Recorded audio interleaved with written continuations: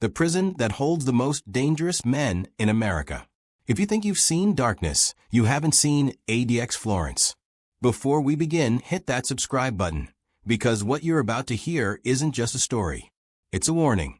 It started one gray morning in downtown Chicago. The streets were slick with rain, reflecting the flashing blue lights of police cruisers. Inside a decaying warehouse on the south side, a man known as Marcus Ice Holloway was cornered. He wasn't just another street hustler. He was the architect of one of the largest drug empires in the Midwest. For years, the FBI had tried to bring him down, but Marcus was always a step ahead, using burner phones, offshore accounts, and loyal lieutenants who'd rather die than talk. Until that night. Gunfire erupted when agents stormed the building. The walls trembled with the sound of automatic fire, smoke, and chaos. When the dust cleared, 3 men were dead. Marcus Holloway was alive, wounded, silent, and cuffed. The kingpin had fallen. In the courtroom, he stared straight ahead, unbothered by the cameras flashing. He refused to speak during trial, not a word. Prosecutors painted him as a monster who ruled through fear and manipulation. Witnesses testified that he ordered hits from payphones and controlled an entire city's worth of criminal networks from hidden basements. The jury didn't take long. Guilty. Sentenced to life without parole in one of the most secure prisons on earth, the United States Penitentiary Administrative Maximum Facility, ADX Florence, known simply as the Alcatraz of the Rockies. From the moment the transport van rolled past the gates, Marcus knew this wasn't just a prison. It was a tomb. Towering concrete walls, motion sensors buried in the ground, guard towers with rifles pointed at every angle. No sunlight, no sound except the hum of ventilation.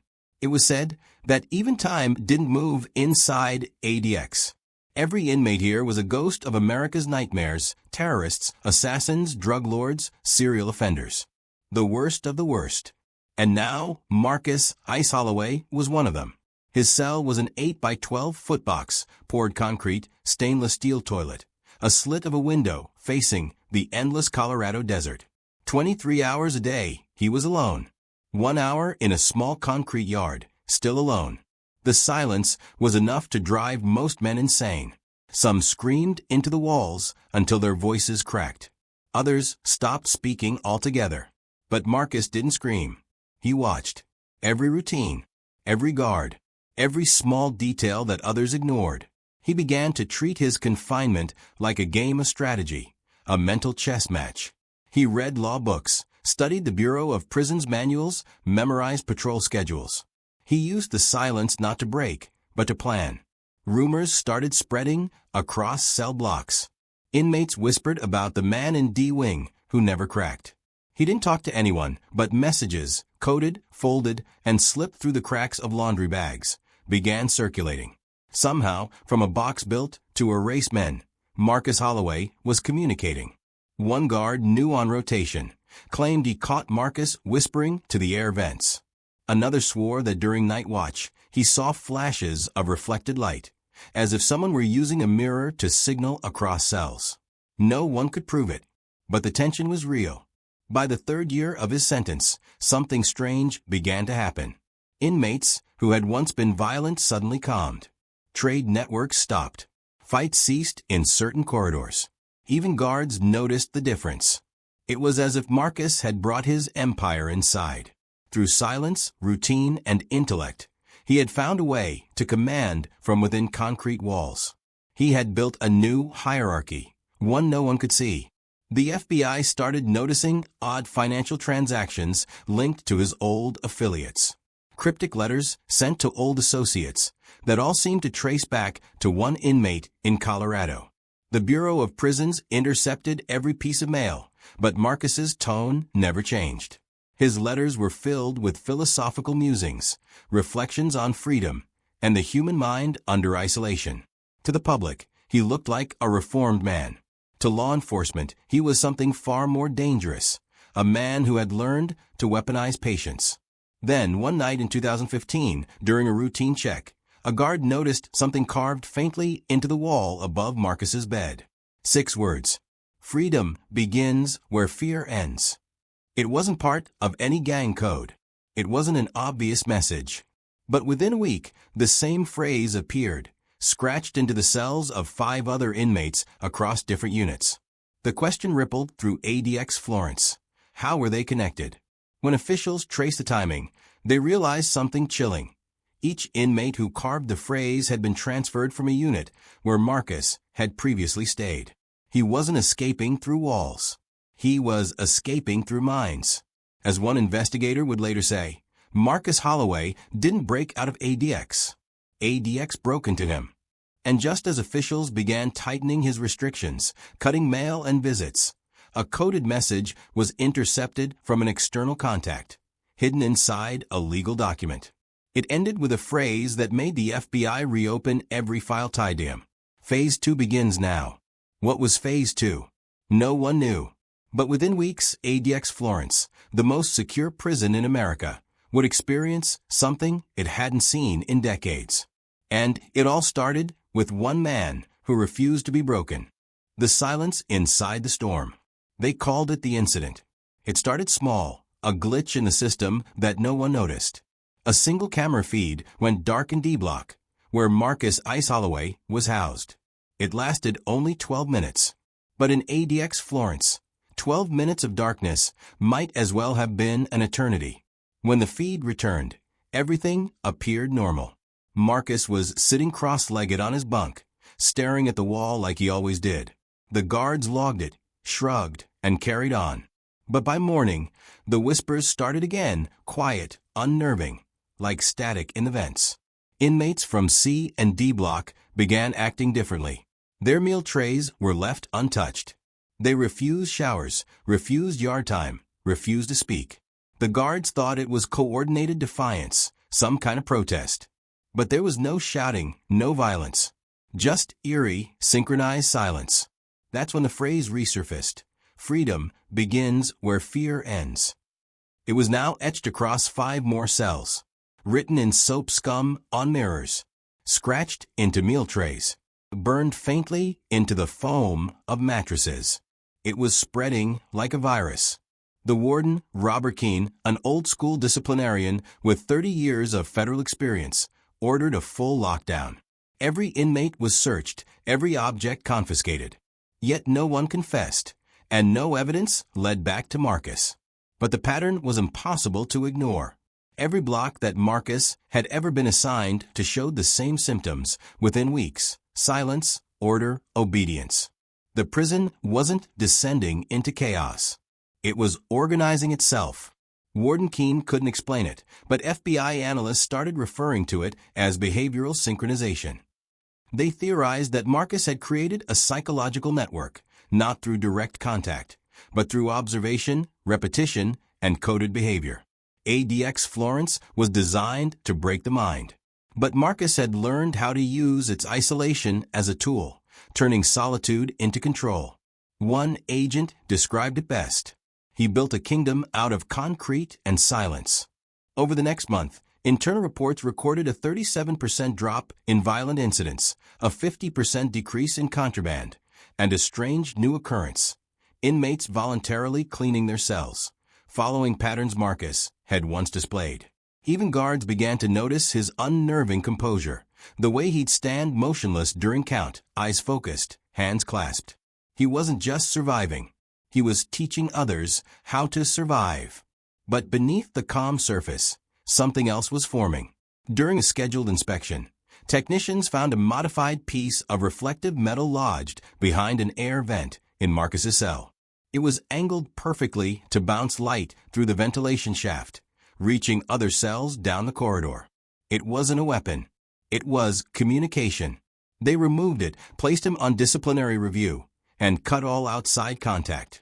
Yet 2 days later, another guard found an identical reflective shard placed in a completely different unit.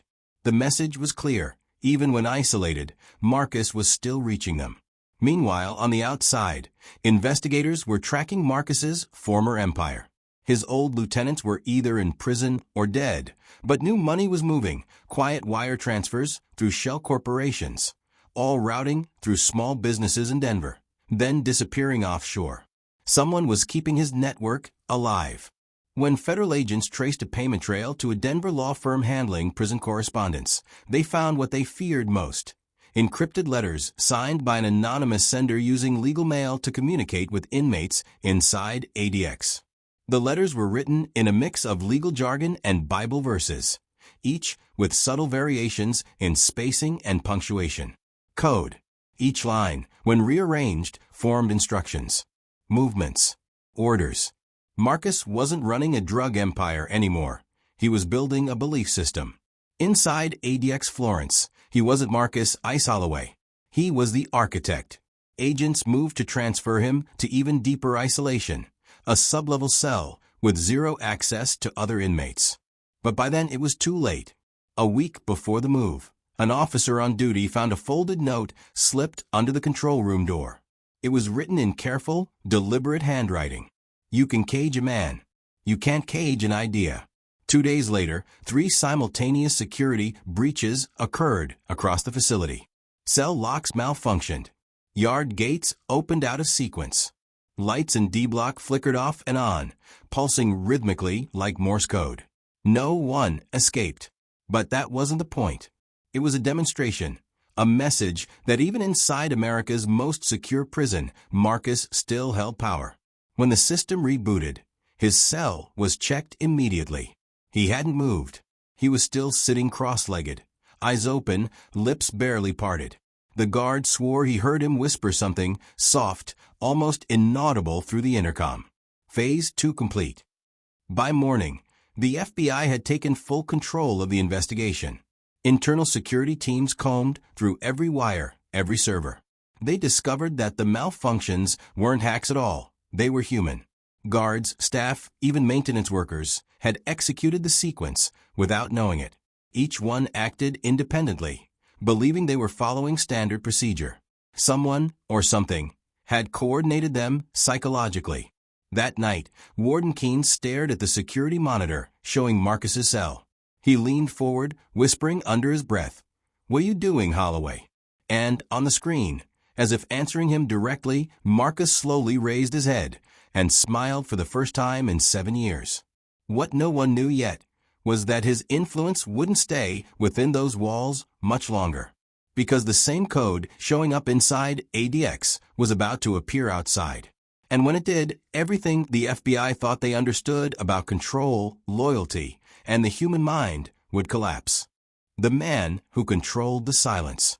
The morning it began, a low fog rolled over the San Luis Valley, covering the razor wire fences of ADX Florence like smoke after a war. Inside, guards moved slower than usual, tension heavy in the air. For weeks, the prison had been a living machine, each movement, each sound, running in perfect, eerie coordination. And at the center of it all sat Marcus Ice Holloway. He hadn't spoken in 12 days. His meals went untouched. The prison psychiatrist called it withdrawal into psychosis. The FBI called it strategy. They were both wrong. 3 hours before dawn, every computer in the control room flashed blue, a system-wide diagnostic loop. The techs thought it was routine until the feed from Marcus's cell came online. Words had appeared on his wall, burned into the white paint with what looked like toothpaste mixed with ash. The network is a mind, not a place. The feed glitched again, and then nothing. FBI analysts watching remotely scrambled to reroute the feed. They thought Marcus had somehow tampered with the camera. But when a guard physically entered the control cell for a manual check, they realized it wasn't the system that failed. It was them. Every camera across D-block was functioning perfectly. The glitch wasn't in the network. It was in their perception, timed with blinding precision to match an internal update sequence triggered by human input. Someone inside had pressed the wrong key, or the right one. The Bureau rushed a crisis unit to Florence, but it was too late. By then, messages had already started appearing online, not from inmates, but from anonymous users across encrypted forums. They all carried the same signature phrase: "Freedom begins where fear ends." The same message found inside Marcus's cell. The same one scratched into steel, whispered in silence, and etched into the hearts of men who'd spent decades in cages. But these weren't inmates now. They were people on the outside. Accountants, programmers, ex-servicemen, even college students. Each claimed they'd had visions after reading certain documents leaked through dark web archives, documents believed to be legal transcripts for Marcus's appeals. Except they weren't legal files. They were instructions. Subtle, coded instructions written in the same spacing pattern found in those early letters. Whoever had distributed them knew what they were doing. The FBI's behavioral science unit called it the Holloway contagion, a psychological blueprint that manipulated behavioral patterns through repetition, rhythm, and subconscious suggestion. It wasn't magic. It was conditioning. And now it was spreading. Back in ADX, Warden Keene stared at Marcus's cell through the bulletproof glass. He looked calm, almost holy, bathed in the blue flicker of the emergency lights. "I don't understand you," the warden muttered, voice shaking. "What's your end game?" Marcus didn't move, didn't blink, just whispered something soft, barely audible through the intercom static. "You'll understand when you stop thinking like a warden." That same day, 4 guards resigned without explanation. One left a note that read, "He showed me the pattern." By nightfall, the Bureau cut every connection Marcus had. No mail, no visitation, no digital access. They sealed his cell behind 3 inches of reinforced steel and placed a 24-hour watch outside. But the messages didn't stop.